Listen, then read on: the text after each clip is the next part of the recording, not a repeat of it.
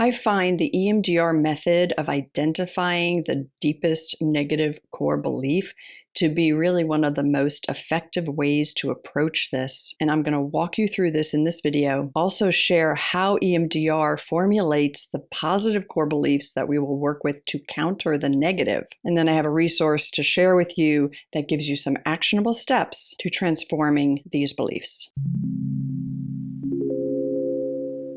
If you're new to my channel, my name is Barbara Heffernan. I am an approved EMDR consultant. I've been a psychotherapist for 20 years, and my work online as a life coach and a YouTuber is to integrate what I've learned in that process from CBT, EMDR, as well as mindfulness meditation, some Buddhist philosophy, and I weave all of that together with some actionable life coaching skills to help people live more joyful lives. So if you do like this video, please do give it a like, subscribe to my channel, share it with somebody you think it may benefit, and let's get into the topic. So core beliefs is a key concept in CBT, cognitive behavioral therapy, and it is incorporated into EMDR, which is eye movement, desensitization, and reprocessing therapy. And both EMDR and CBT are highly effective therapy techniques, and both have a considerable amount to offer to people who are working in a self-help fashion. And I do have some videos on core beliefs in CBT and how to work with those,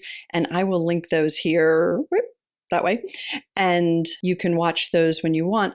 I do feel that EMDR goes a step deeper with these beliefs, and I'm going to explain why. So getting to the core belief in EMDR is not dissimilar from the downward arrow technique in CBT, but we tend to ask the question, what does that mean about you? We start with an upsetting situation. We look at the worst part of it. We have the client bring up the thoughts, feelings, emotions that go with the worst part of it.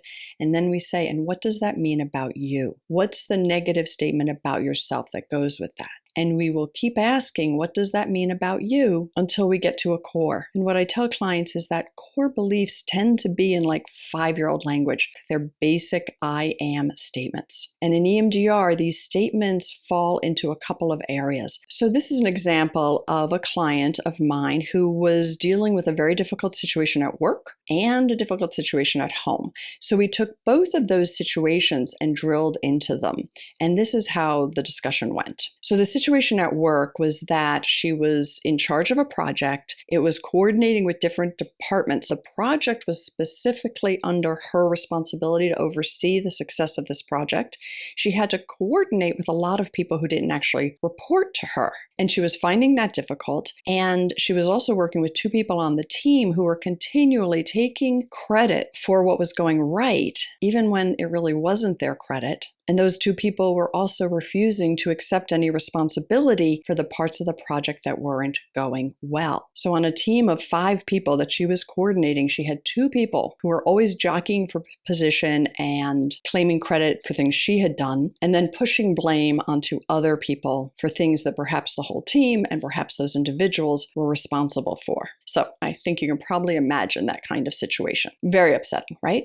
So we drilled into it, and I asked her kind of like, well, what's the worst part of this? And she was like, well, I'm so overwhelmed at work. Like I have so much going on that I hadn't been able to spend the time on this that I should have initially, which maybe could have prevented some of these problems. So I said, okay, well, if you didn't spend the time that you should have because you were busy with other things, what does that mean about you? Well, I guess it means I have too much to do. Well, if you have too much to do, what does that say about you?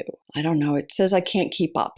If you can't keep up, what does that say about you? I don't know. I guess sometimes I just feel like I'm not qualified for the job, for the amount that I have to do and everything. So if you're not qualified, what does that mean about you? Well, I'm not good enough. Okay, so you're not good enough. Sort of pervasively, you feel you're not good enough. Yeah. Okay, so the other situation in this client's life was her home life, and she had an adolescent son who was having a lot of problems. So I asked her, well, what's the worst part of the situation for you? And she said, well, my son's really struggling. He's really struggling. So if he's really struggling, what does that say about you? Well, I don't know. I feel like I should be able to do something here. Well, if you feel like you should be able to do something and you're not doing something, what does that say about you? I don't know. I guess it says I'm just not a good enough parent. So if you're not a good enough parent, what does that mean about you? I'm just not good enough. So you can see how we took two very different situations in this person's life, and she drilled down to I'm not good enough in both situations. So in EMDR, we take this a step further and we say, okay, well, if you're not good enough, what feelings and physical feelings and body feelings go with that? And the client might say, I feel heavy, my muscles feel tight, my stomach's upset. So, okay, if you're not good enough, if you bring to mind, I'm not good enough, and you bring to mind all those physical feelings and you float back, do you remember early memories that tie to those? And most clients will be like, absolutely. I've felt that way my whole life. Okay, that's where the work is. That's where the work is to help a person who developed a belief that they're not good enough when they were a kid. Perhaps they were the youngest. Let's say this client had two older brothers who were always active and doing things and kind of teasing her because she was little and not good enough and she couldn't play sports with them well enough. She wasn't smart enough. They could do math and she couldn't. And when you go back and you look at it, you're like, of course you couldn't. You were 2 to 3 years younger than them. That makes a big difference. But as a child, you incorporate this belief of I'm not good enough. So there's many ways that this can formulate. But what I have found in working with EMDR for more than 15 years is that most people have one or two primary core beliefs. And in EMDR, we look for the beliefs to fall into a couple of different categories. One category is a category of sort of defectiveness or shame. So I'm not good enough falls into that category. Another category is really vulnerability and lack of choices. And to be honest, when a client brings a difficult situation to the room, I can't always tell where they're going to go in terms of what the core negative belief is. Like I would know what my core negative belief would be in that situation, but I can't always predict what it might be for somebody else. And sometimes I'm surprised. I also can't always predict like what's the worst part of that situation, right? So that's a key question as well. Like when there is a difficult situation, like what's the worst part of it?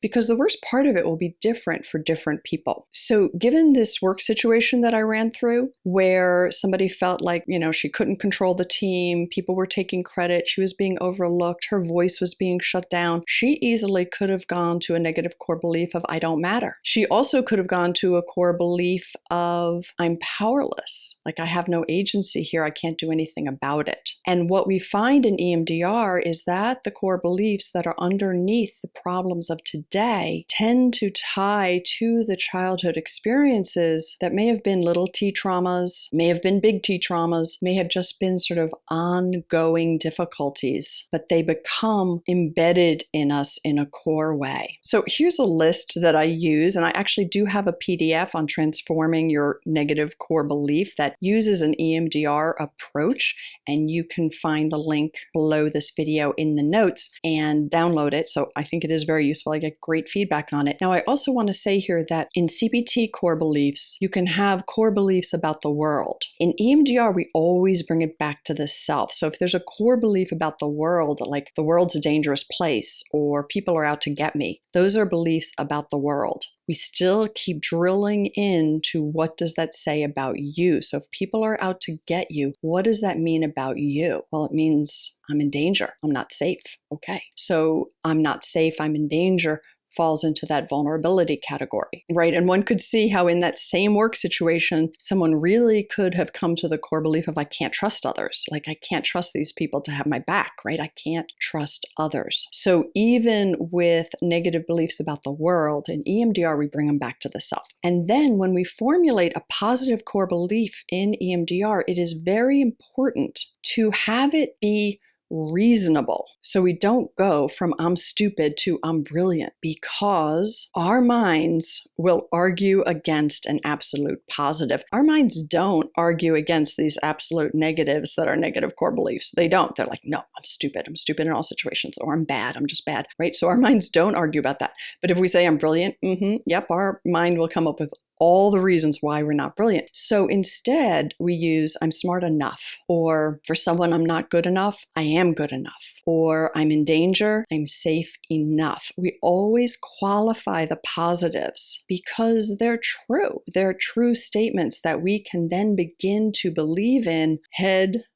heart, soul, we can believe in these reasonable positive beliefs, right? Like, I'm smart enough. There's always going to be some people smarter and some people less smart. Like, that's just how the world works, right?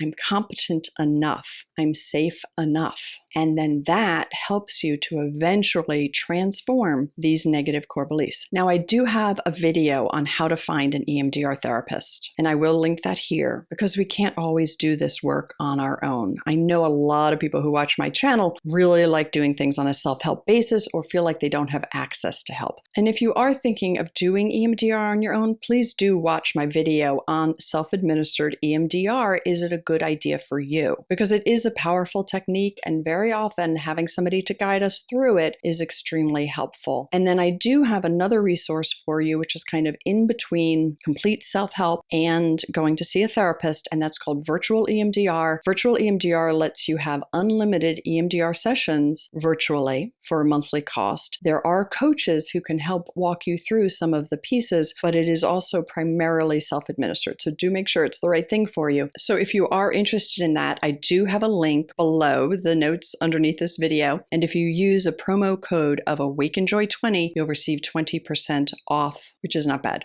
So it benefits you. It benefits this channel. I appreciate it. It helps to keep this channel operating and bringing information to more and more people across the globe. So I'm very interested in what you think about this EMDR formulation, whether this concept can be helpful for you. And please comment below, let me know. And I truly wish you health and healing and happiness. And I'll see you next week. Bye-bye.